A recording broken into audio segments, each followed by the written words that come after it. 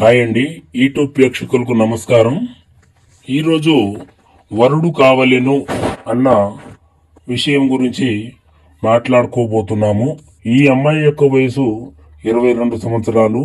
ఈ అమ్మాయి తల్లిదండ్రులు చిన్నప్పటి నుండి చనిపోవడం జరిగింది. ఈ అమ్మాయి యొక్క వయసు 22 సంవత్సరాలు. ఈ అమ్మాయి మనకు మ్యారేజ్ బ్యూరో తరఫున వాళ్ళ యొక్క బాబాయి, వాళ్ళ యొక్క అన్నయ్య ఇవ్వడం జరిగింది.